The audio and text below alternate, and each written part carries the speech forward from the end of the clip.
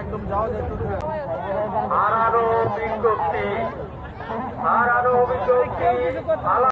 সব বাজা বাজা সব বাজা সেটাই আমাদের সময় আমরা কি দেখছি কিছু দেখি নাই। আসসালামু আলাইকুম, আশা করি সবাই ভালো আছেন। রিয়াজ ব্লগ থেকে সবাইকে স্বাগত জানাচ্ছি।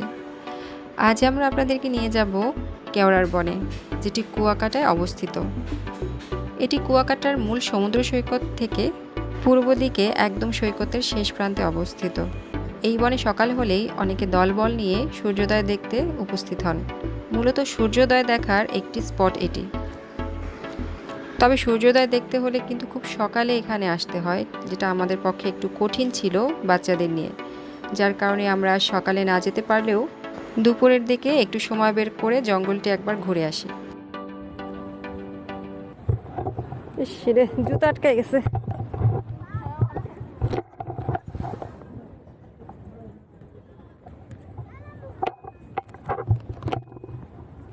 ওই যে দূরে আমাদের ইজি বাইক দেখা যাচ্ছে, যেটাতে করে আমরা কেওড়ার বনে যাব।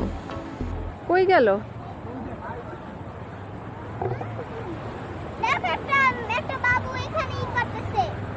কি করতেছে?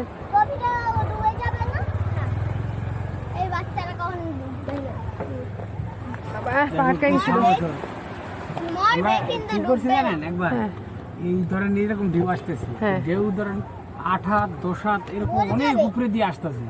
কি করছি জানেন, ওই ঢেউয়ের ভিতরে লাফ দিচ্ছে, আর ওই ঢেউয়ের করছে কি উপরে না ফালাইছে খাস করে। তাহলে মনে করেন কি অবস্থা। এই জায়গার ঢেউগুলো কিন্তু অনেক বড় হয়। না না, এই জায়গার ঢেউ তো অত বড় হয় না, কিন্তু এখন ঢেউ দেখতেছি আমরা যখন অন্য সিজনে আসছি অনেক বড় বড় ঢেউ ছিল, এখন তো পুরো নদীর মতো অবস্থা। জোয়ার শুরু হয়ে গেছে, শান্ত ঢেউ হবে বর্ষার সিজন। বর্ষার সিজন আজীবন তো কাস্তি মাছ মরাই দেখছেন, জেতা দেখছেন? হ্যাঁ দেখছি, আমি দেখছি, আমরা জেতা মাছ দেখছি। আমি দেখছি জেতা, আমি এটা দেখছিল চট্টগ্রাম, তাও আবার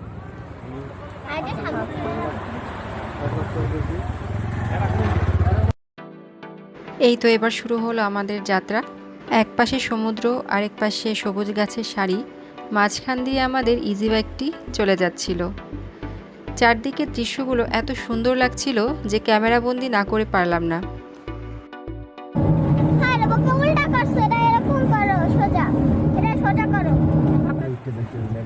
আচ্ছা নামো দিয়া,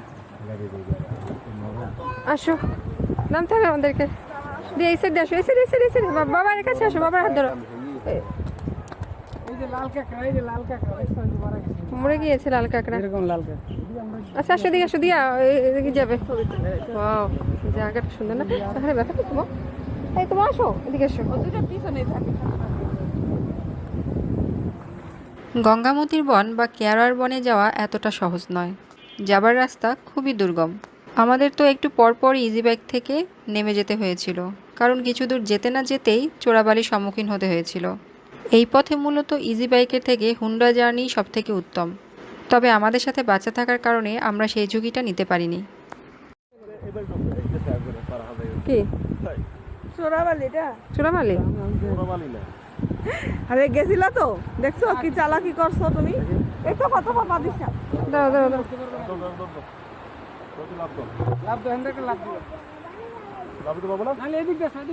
ওদিক দিয়ে চলো, ওদিক দিয়ে কোলে আসো, দিয়ে আমার কোলে আসো। আমরা কি রেপে যাবো নাকি?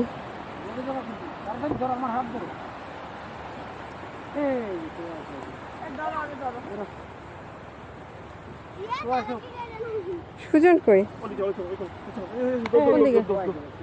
ওদিক দিয়ে যাওয়া যাবে?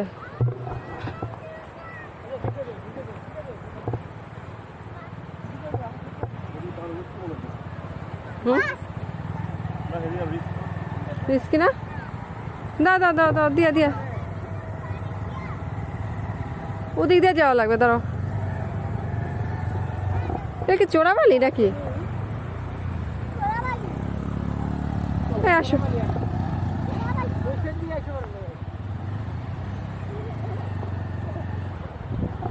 সুন্দর করে দিয়ে এই দাঁড়াও দাঁড়াও, দিয়া দাঁড়াও দাঁড়াও দাঁড়াও দাঁড়াও, যেও না যেও না যেও না, এখান থেকে, এখান থেকে দাঁড়াও। আমি আগে যাই, আমি আগে যাই।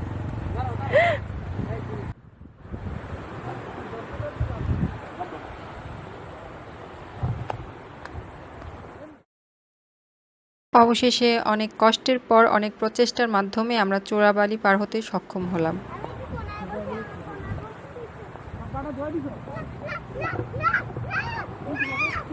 একটু বসুক মা।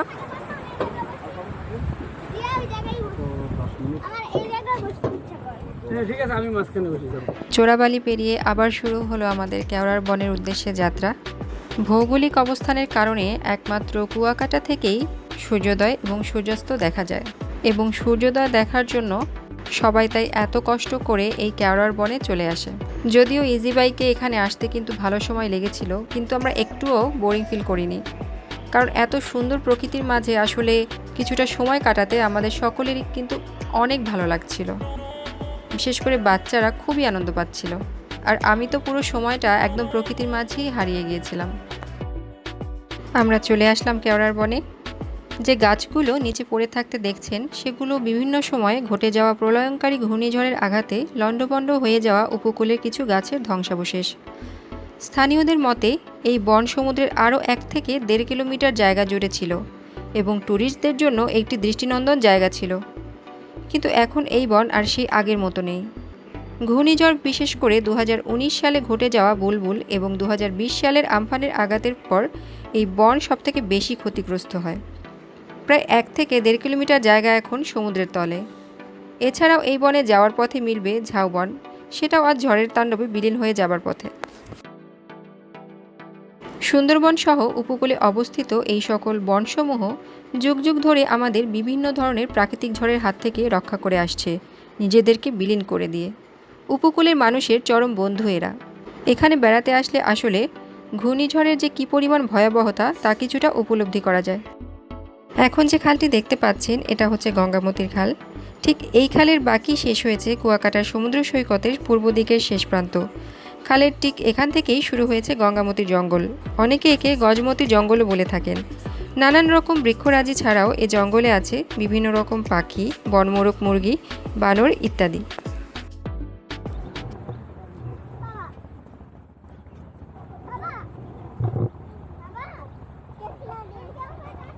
আমরা এখন এসেছি কেওড়ার বন। এখানে শুধু কেওড়া গাছই দেখা যায়, তবে কেওড়া গাছ বেশি, অন্যান্য গাছও আছে। অনেক গাছ মরে গিয়েছে। এছাড়া যে ঘূর্ণিঝড়গুলো হয়, বুলবুল সহ আরও অনেক, তো এই ঘূর্ণিঝড়েও গাছগুলো অনেক ক্ষতিগ্রস্ত হয়েছে। এখানে লাস্ট বুলবুলের আঘাতে নাকি এই বনাঞ্চল আরও বেশি ধ্বংস হয়েছে। অনেক গাছ দেখা যাচ্ছে নিচে পড়ে আছে, এগুলো নাকি বুলবুলের আঘাতে এরকম হয়েছে।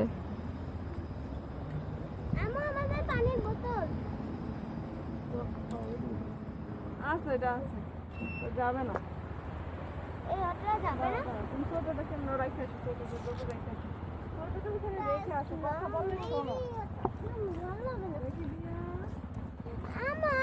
কুয়াকাটার মেইন সৈকত থেকে এটা কিন্তু অনেক দূরে, অনেক দূরে। আমরা এই যে গাড়িটা ভাড়া করে এসেছি, 500 টাকার মতো নিয়েছে রিজার্ভ করা। আবার আমাদেরকে নিয়ে যাবে এখানে কিছু সময় থাকার পর। এদিকে আসো, তোমরা এদিকে আসো। হয়তো বলতে পারেন যে কি এমন আছে এখানে, কয়েকটা গাছ, মরা মরা গাছ শুয়ে শুয়ে আছে, কিছু পাতা। বাট আসলে সামনাসামনি না দেখলে এর সৌন্দর্যটা আসলে বোঝা সম্ভব না। ক্যামেরায় তো অনেক কিছুই অনেক ভালোভাবে বোঝা যায় না, বাট সামনে না আসলে আসলে প্রকৃত সৌন্দর্যটা বোঝা সম্ভব নয়। আমার তো ইচ্ছে করছে এইখানে কোথাও একটা ঘর বানিয়ে ছোট থেকে যাই এখানেই আজীবন, মানে এত সুন্দর জায়গাটা। বালু দেখলে মনে হয় যেন সাহারা মরুভূমিতে আছি। তো বালিগুলো একেবারে চিকচিক করছে, সাদা বালি। আর এই তো গাছ। ভিতরে আসলে যেতে চাচ্ছি না, জঙ্গল যেহেতু, এজন্য এখান থেকেই যতটুকু পারি ভিডিও করছি। আরও আছে সামনে, আরও চাইলে যাওয়া যায় হয়তো। হ্যাঁ যায়, অনেকেই যায়, হুন্ডা নিয়ে দেখলাম অনেকেই যাচ্ছে, কিন্তু আমরা গাড়ি নিয়ে এতটুকুই আসলাম, আর যাব না। কারণ আজকে আমরা চলে যাব, এমনিতেই আমাদের যাওয়ার সময় হয়ে গিয়েছে, বরিশাল ব্যাক করব। সো বেশি দূরে যাব না, আর ওদিকটা যেতে হয়তো বা ইজি বাইকে একটু কঠিন হয়ে যাবে। আর আসার পথে তো চোরাবালিতে 2-3 বার গাড়ি থামানো লাগলো।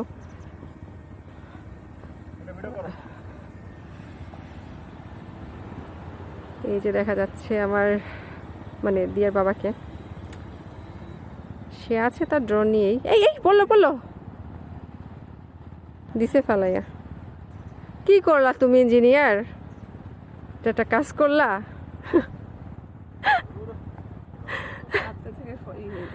হ্যাঁ আচ্ছা, দিয়া কই, ওরা কই তো? হ্যাঁ যাবো, দিয়া ওরা কই? তোফার দিয়ে ডাকো তো। পড়ছে? এটা কি বেশি ই হয়েছে? হ্যাঁ ভাগ্য ভালো যে আমার হাত দিয়ে পড়ে নাই।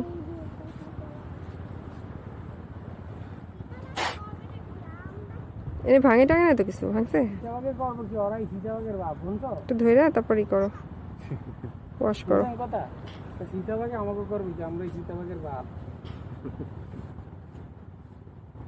এটা আমার আকাশে উঠলে এটাই আছে। না সমস্যা নেই, জাস্ট ভয় লাগছে তো, একটা সমস্যা না।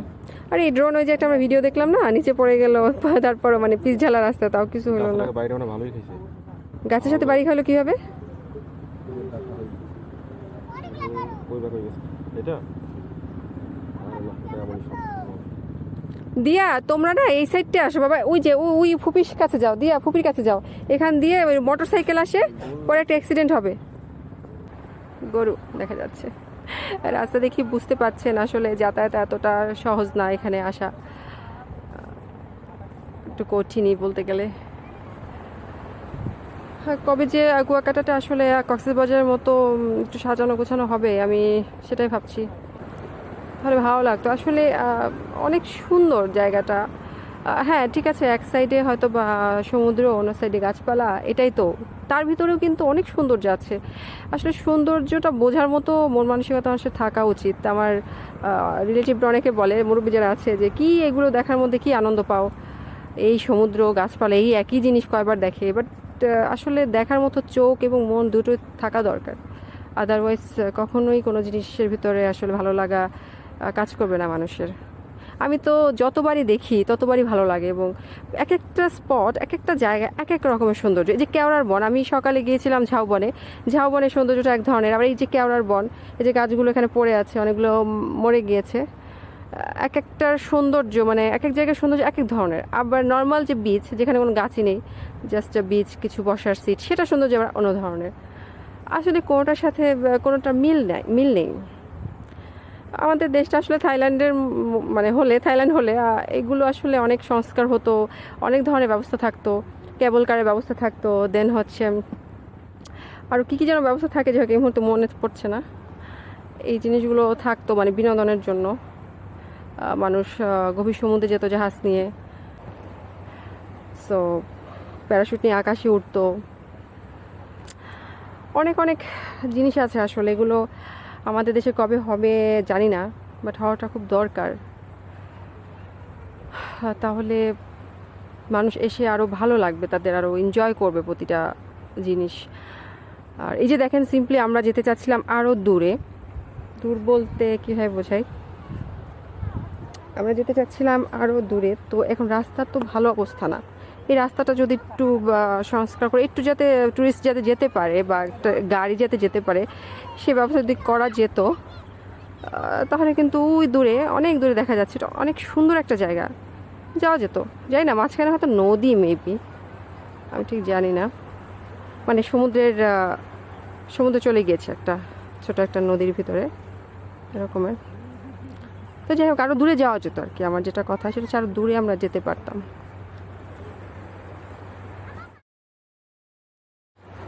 সো হবে, উন্নত হবে আস্তে আস্তে, আমার দেশ হবে উন্নত, আশা করি, এটাই একমাত্র আশা।